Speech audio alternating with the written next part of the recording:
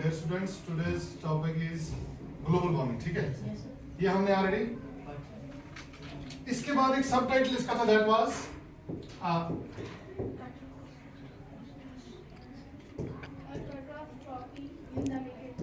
in the. ये आपने पूरा जान लिया ना इसको word by word. Yes sir. देखो बेटा, सबसे पहले आप कोई भी चैप्टर जब स्टार्ट करेंगे, कोई भी चीज लर्न करने की कोशिश करेंगे ना, सबसे पहले आप ये करना हमेशा कि आप उस जो टॉपिक होगा, टाइटल होगा, उसको वर्ड बाय वर्ड एलाबोरेट करना, उसको वर्ड बाय वर्ड डेसिफर करना. आप समझ मतलब क्या उसका, कि हमें पता चलना चाहिए कि हम जो पढ़ने जा रहे हैं वो है क्या. ग्लोबल वार्मिंग मैंने बोला था अर्थ का, पूरी अर्थ का, वर्ल्ड का एवरेज टेम्परेचर ग्रेजुअली जो इंक्रीज होता है. उसके बाद मैंने catastrophe in the making. Catastrophe का मतलब है तबाही. तो तबाही है लार्ज स्केल. क्या? Large scale devastation. क्या है? Large scale devastation is catastrophe in the making. का मतलब है जो बन रही. देखिए बेटा, कोई चीजें ऐसी होती हैं, ध्यान रखना, इंग्लिश में आपको यही चीजें सीखनी है, नए नए वर्ड्स. ठीक है, there are some things which are latent in future, latent in nature. latent का मतलब है उसमें pernicious दिखे, insidious दिखे, जो हमें दिखाई नहीं देती हैं, लेकिन वो बन रही होती है. देखो बेटा, मैं बोलूंगा मिस्टर समद या कोई भी नाम बोलूंगा, mister Samad in our village is confronting with a pernicious disease. वो क्या कर रहा है? कन्फ्रंट कर रहा है. कन्फ्रंट का मतलब है मुकाबला कर रहा है किससे? मतलब उसको एक बीमारी से मुकाबला कर रहा है. Pernicious disease. पर्निशियस डिजीज का मतलब क्या है? मैं देखो इधर बेटा, याद रखना, ये वर्ड्स आप लिख लेना. ठीक है, पर्निशियस का मतलब है बेटा, इसको इंसिडियस भी बोलते हैं. मैं आपको दिखाऊंगा इंसिडियस.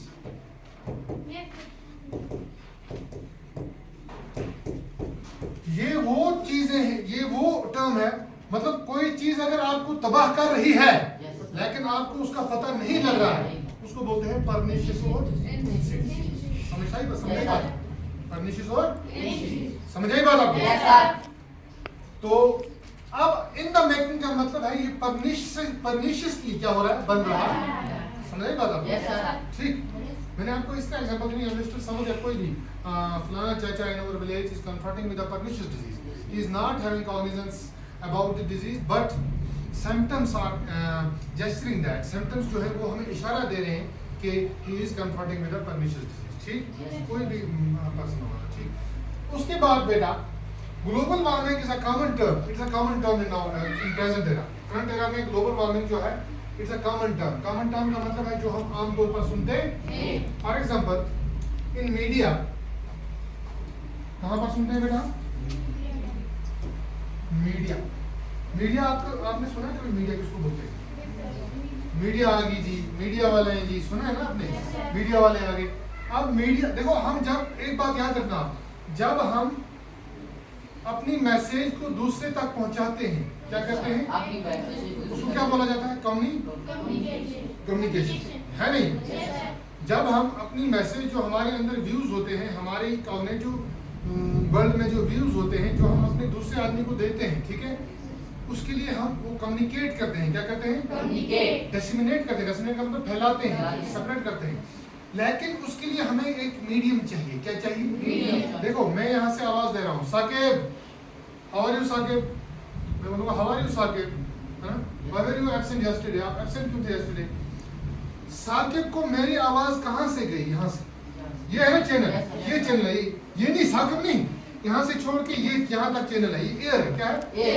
ये मीडियम है जिसके थ्रू कोई चीज जाती है ना, वो मीडियम है, चैनल जिसना की. नहीं समझ आई? मैं यहाँ पर एक गोल पाइप ले लूंगा, ऐसे करूंगा. देखो, समझ देखना, मेरी आँख दिख रही है आपको? मुझे आप दिख रहे हो? ये चैनल था भी जहाँ से मैं मेरी साइड आप तक पहुंची. ठीक है, समझ आई बात?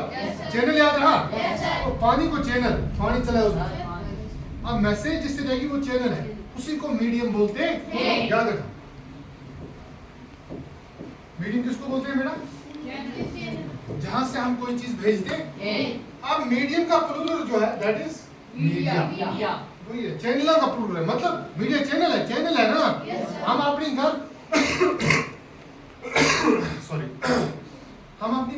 आप तक कैसे पहुंचाते हैं? थ्रू अब मीडिया क्या बन गई?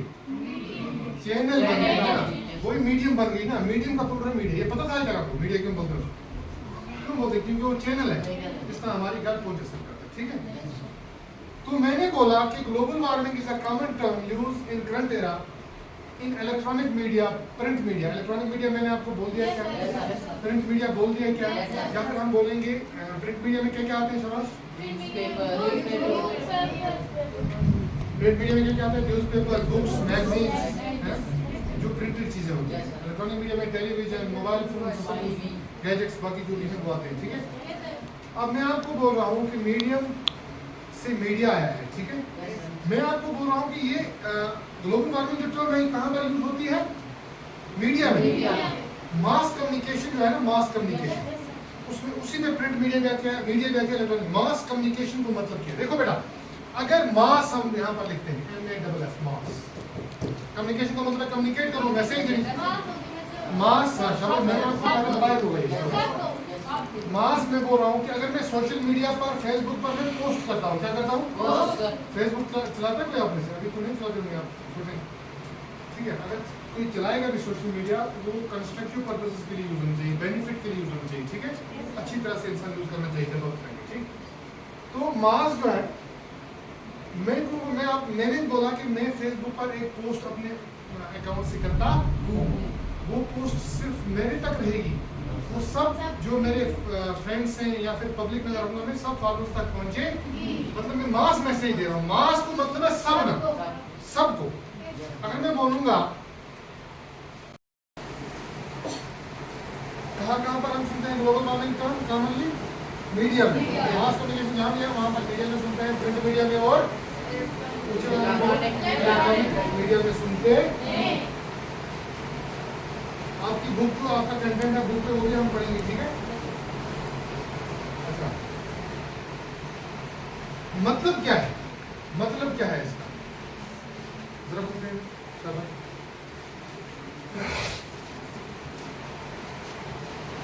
ग्लोबल वार्मिंग का मतलब क्या है? ग्लोबल वार्मिंग का मतलब क्या है? जमीन का एवरेज टेम्परेचर पूरे वर्ल्ड का इंक्रीज होना। ध्यान नहीं बेटा, ठीक है।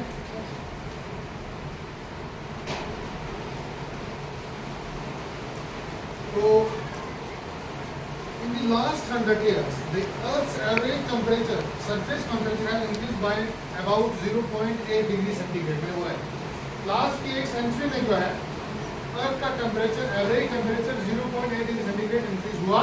दैट मींस ग्लोबल वार्मिंग हुई है ना, समझ रहे बात? But this is average temperature. क्या है ये? और आपको ये भी याद रखना है कि maximum increase of witness in the last 3 decades. 10 years हो गए, 1 डेकेड, लास्ट के 3 डेकेड हो गए, 30 साल। लास्ट के 30 सालों में सबसे ज्यादा क्या था? ये जो ग्लोबल वार्मिंग है, लास्ट के 30 सालों में, 3 डेकेड्स में maximum increase in Earth's surface temperature was witnessed in the last 3 decades. Why? अगर सेंचुरी में 100 साल है, अगर सेंचुरी में 100 साल है, लास्ट के 30 सालों में due to industrialisation, due to increasing amount of green house gases in the atmosphere. जरा मुझे बोलो बेटा, ग्रीन हाउस गैस कौन सा प्रोमिनेंट है? शाबाश शाबाश, मैंने परसों बोला था आपको ग्रीन हाउस गैस कौन सा है? जो ग्रीन हाउस इफेक्ट मैंने दिखाया था ना। अब ग्रीन हाउस गैस कौन सा प्रोमिनेंट है?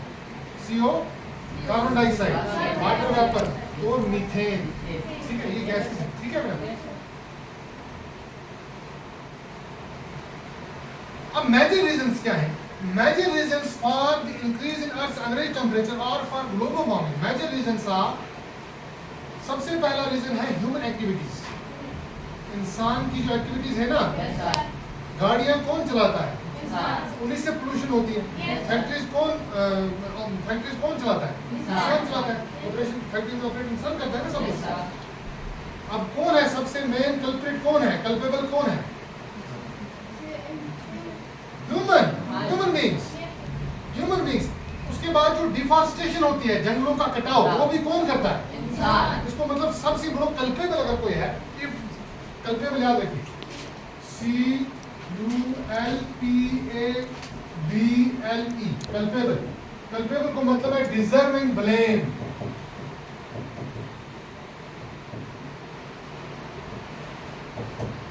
जिसके ऊपर हम ब्लेम दे सकते हैं, जो डिजर्व करता है कि ये कल्प्रिट है, गड़बड़ की है इसने, ठीक है, ठीक है ना, कल्पेबल। अब आपको कोई अगर पूछेगा, if someone will ask you that who is main culpable, who is main culprit, who is responsible for global warming, कौन है? आप नहीं समझ रहे बात। ह्यूमन बींग्स, आप बोलेंगे human beings are main culprit because this is due to the human activities and due to deforestation and other harmful human activities which are emanating global warming, ठीक है, ग्लोबल वार्मिंग ह्यूमन एक्टिविटीज की वजह से हो रही है। आप बोलोगे कौन सी एक्टिविटीज? आप बोलोगे इंडस्ट्रियलाइजेशन हो रही है, व्हीकल्स इतनी चल रही है, डिफॉरेस्टेशन हो रही है, ठीक है। अब देखिए ग्लोबल वार्मिंग के बारे में आपको पता चल गया। What is global warming? English में आपको कम से कम बोलना आना चाहिए। What is global warming? Increasing Earth's average temperature। बस ये, अगर आपको क्वेश्चन भी होगा व्हाट इज ग्लोबल वार्मिंग, आप कितना में लिखेंगे? अगर 5 मार्क्स का होगा या 3 का होगा, थोड़ा सा आगे और लिखेंगे, आपको 2 नंबर तो आएंगे ही आएंगे। मेन चीज आपके पढ़ने का ये है, आपको कंसेप्ट्स का पता चलना चाहिए। ग्लोबल वार्मिंग क्या है बेटा? एवरेज टेम्परेचर, ठीक है ना, इंक्रीजिंग अर्थ्स एवरेज टेम्परेचर, ठीक है बेटा। अब an increase in global temperature will cause sea levels to rise and will change the amount and pattern of precipitation and a probable expansion of subtropical forests। देखो desert, sorry, देखो बेटा, इससे क्या होगा? An increase in Earth's temperature will result in unbalanced या फिर disrupted, जिसको बोलते हैं क्या, imbalance, किसमें आएगा वो? प्रेसिपिटेशन, किसमें आएगा? प्रेसिपिटेशन में, ठीक है। Global warming will directly affect pattern and balance of precipitation। इसको अफेक्ट करेगी पैटर्न। अगर बारिश की प्रेसिपिटेशन का क्या मतलब है? शाबाश, मैंने कहा बताया, शाबाश, पानी का आना, वो बर्फ की शेप में आए, हेल की शेप में आए। हेल किसको बोलते हैं? क्रीडिना। स्नोफॉल की, स्नो की शेप में आए, आपको याद रखना, प्रेसिपिटेशन उसी को बोलते हैं। अब कभी कभी बारिश नहीं होनी चाहिए थी, वहां हो रही है बारिश। जिस महीने में नहीं होनी चाहिए थी वहां हो रही है, ठीक है ना। जैसे आपने विटनेस किया होगा कि लास्ट ईयर जो था, इस टाइम ऑलमोस्ट पैडी की ट्रांसप्लांटेशन शुरू हो गई थी। ट्रांसप्लांटेशन किसको बोलते हैं बेटा? देखो ट्रांसप्लांटेशन किसको बोलते हैं? बूटा जो है ना, बूटा, जो प्लांट्स होते हैं ना, वो पहले नर्सरी में हम लगाते हैं। बूटा हम अपनी किचन गार्डन में लगाते हैं, कुछ पूरे अलग, वो वहां से निकाल कर दूसरी जगह, बखाइयाँ नहीं होती, बखाइयाँ, वहां से लेकर हम नर्सरी से उठाकर पौधों को दूसरी जगह लगा देंगे, ट्रॉपिकल है ना, समझ बात, उसी को ट्रांसप्लांटेशन बोलते हैं। लास्ट ईयर इस टाइम लगभग ट्रांसप्लांटेशन स्टार्ट हो गई थी, but in current year due to incessant rains or due to inclement weather we are unable to witness a likewise atmosphere which is favorable for paddy transplantation। अभी तक हमें ये पता ऐसा मौसम नहीं मिल सका है जिससे हम क्या कहते हैं, पैडी की ट्रांसप्लांटेशन शुरू करें, ठीक है ना। अब नर्सरी में भी जो बीज है इसका, सैपलिंग से किसकी प्लांट्स हैं, वो भी अभी जो हमें ट्रांसप्लांट करने हैं वो भी अच्छी तरह से बन नहीं पाए, ड्यू टू व्हाई, क्यों हो ऐसा क्यों हो रहा है? Due to global warming. समझे बात? सब ग्लोबल वार्मिंग की वजह से हो रहा है, ठीक है। आप बोलेंगे we are unable to witness, we are unable to transplant in current year in 2023 we are unable to transplant paddy plants from nursery to other fields। We are unable to transplant them because weather is not favorable, weather favorable नहीं। ये आप बाहर देखें, आज भी इसको भी बारिश हो रही है, ठीक है, क्योंकि इंसेसेंट रेन्स, ठीक है, ठीक है बात। देखो बेटा, यहाँ पर एक बात मुझे याद आ गई बारिश को देखकर, आप इंग्लिश में ये चीजें याद रखें, ये आप सब कुछ लिख लेना, ठीक है। एक बोलते हैं, जब तेज बारिश होगी ना, आप बोलोगे इसको टॉरेंशियल रेन, क्या बोलोगे? टॉरेंशियल रेन, या फिर इंसेसेंट रेन। अगर बारिश हटती नहीं है, हर दिन बारिश है, उसको बोलोगे इंसेसेंट रेन,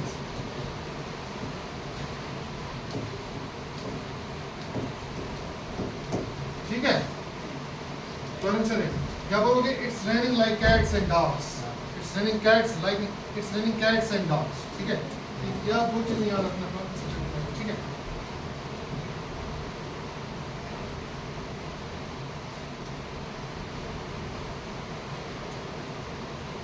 अच्छा बेटा,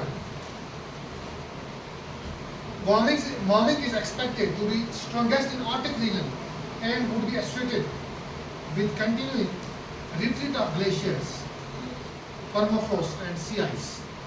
देखो बेटा, retreat of glaciers, retreat किसको बोलते हैं बेटा? retreat बोलते हैं बेटा। देखो इधर देखो मेरी तरफ, मैं बोलूंगा दो आर्मीज है, एक आर्मी इसकी है शफकत की, एक है ओवैस की। Owais army was trying to invade Shafqat region, Shafqat state, Shafqat की स्टेट है, हम इमेजिनरी कंसेप्ट है। But when Oways experienced it that Shafkat's army is dangerous, Shafkat's equipments are war equipments are dangerous, ठीक है, he retreated, उसने क्या किया? उसने रिट्रीट किया। रिट्रीट का मतलब है कोई काम छोड़कर वापस आ जाना, नहीं समझ रहे? अगर हम कहीं पर जा रहे हैं, किसी को हमला कर रहे हैं, आगे से आप जा रहे हैं यहाँ पर, भाई उसको मारूंगा मैं, वो 3-4 आदमी आगे से और लाएगा, तो मतलब आप पहले तो आप गए थे बड़ा गुस्से में, मैं इसको एक ही पंच मारूंगा तो खत्म, लेकिन आपने तीनों को आपने रिट्रीट किया। कोई काम कर यहाँ पर ग्लेशियर्स का रिट्रीट होने का मतलब है ग्लेशियर्स का पिघलना। क्या करना? ग्लेशियर्स का पिघलना। परमाफ्रॉस्ट, परमाफ्रॉस्ट किसमें क्या बेटा? परमाफ्रॉस्ट का क्या मतलब है? ये आप याद रखना, सोइल मिट्टी है ना, मिट्टी और आइस बनकर एक लेयर बनाते हैं, वो परमाफ्रॉस्ट बनती है। क्या बनती है? मिट्टी और आइस, मिट्टी को पकड़ रखता है ना, वो परमाफ्रॉस्ट। वो भी खत्म हो रही है जब ग्लोबल वार्मिंग बढ़ेगी, और उसके बाद जो सी में, ओशंस में जो आइस है ना, वो भी खत्म हो रहा है।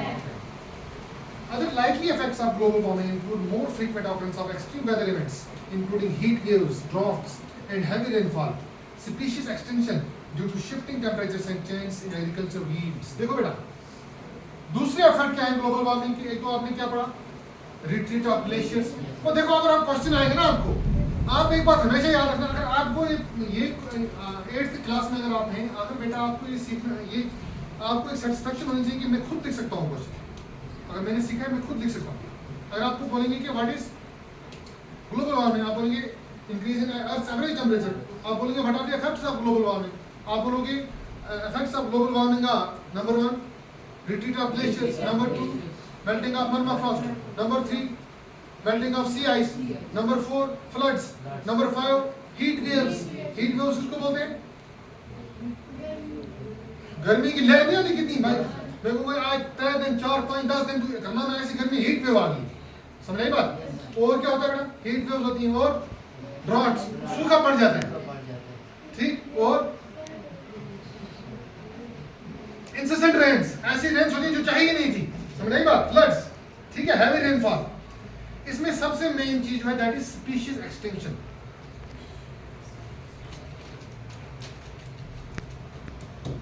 ये साइंस का कंसेप्ट है स्पीशीज। यहां पर आप याद रखना, आपने टाइगर देखा है? टाइगर देखा है आपने? चीता देखा है? चीता देखा है? चीता, टाइगर देखा है? टाइगर नहीं देखा आपने? चीता देखा है? एक हो गया टाइगर। देखो मैं यहां पर ये ध्यान रखना, ये बहुत जरूरी चीज है, आप ध्यान भी रख लेना, ठीक है? टाइगर, मैं स्पीशीज का कंसेप्ट आपको दे रहा हूं। किसका?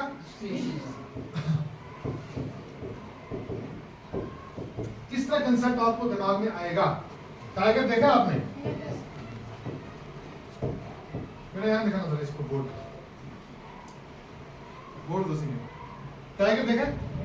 हो गया टाइगर। उसके बाद चीता, उसके बाद लेपर्ड, पहले ये लेपर्ड, और उसके बाद क्या होता है? पैंथर जैगुआर वगैरह छोटे देखो, इसको भी हम बोलते हैं भारी भी आते हैं सी, इसको भी आते हैं, इसको भी आते हैं, आते हैं ना। अब फर्क है, सी तो सारे शेर सारे हैं ना। ये किस फैमिली के हैं? कैट फैमिली से आते हैं, है ना। इसके ऊपर स्ट्राइप्स होती हैं, क्या होती है? याद रखना, क्या होती है इसके ऊपर? क्या होती है? स्ट्राइप्स।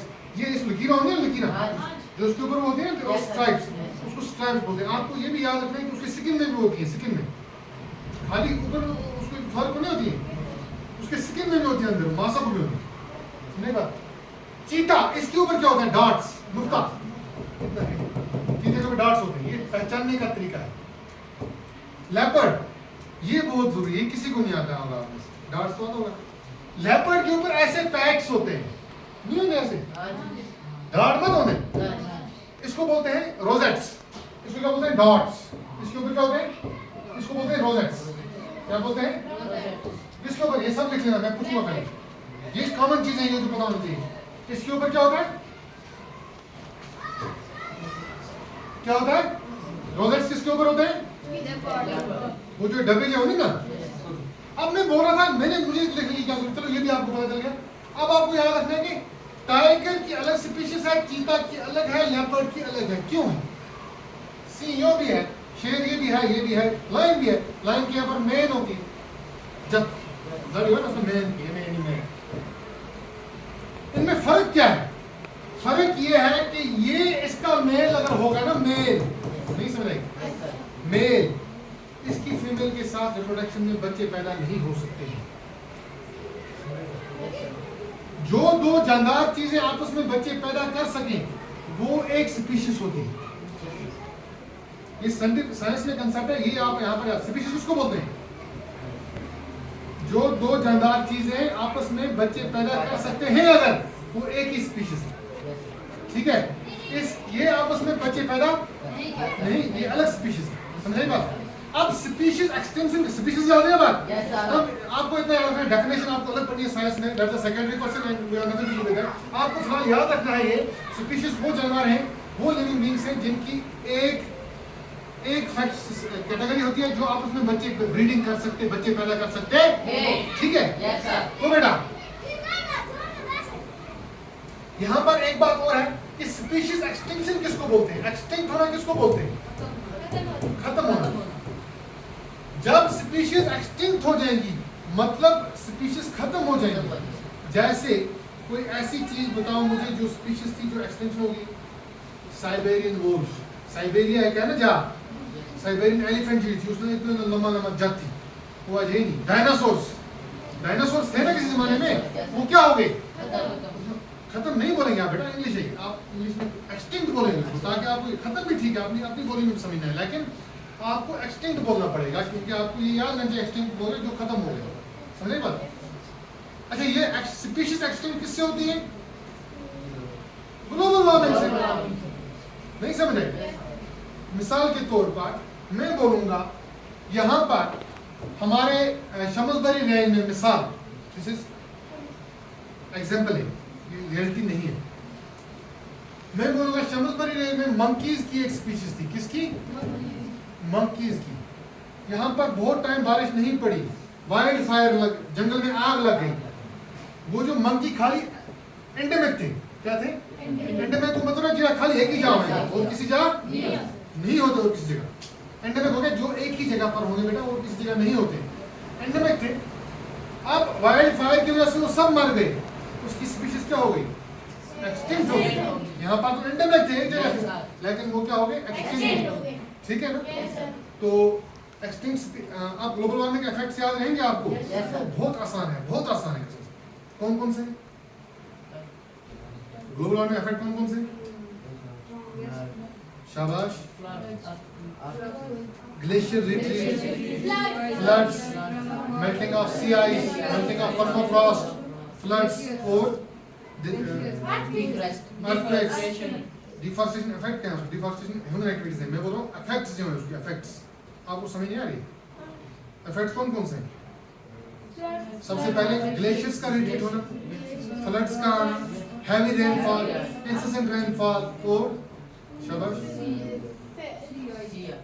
सी आइस का मेल्ट होना, परमाफ्रॉस्ट को मेल्ट होना, और वेल डन स्पीशीज एक्सटेंशन होना। ठीक है, वो मैंने बताया किस तरह हो रही है ये चीजें, ये तीन चीजें आप में कल पूछूंगा, ठीक है। रोजेट्स डॉट्स और क्या फर्क है, स्पीशीज में क्या फर्क है, ठीक है। ओके।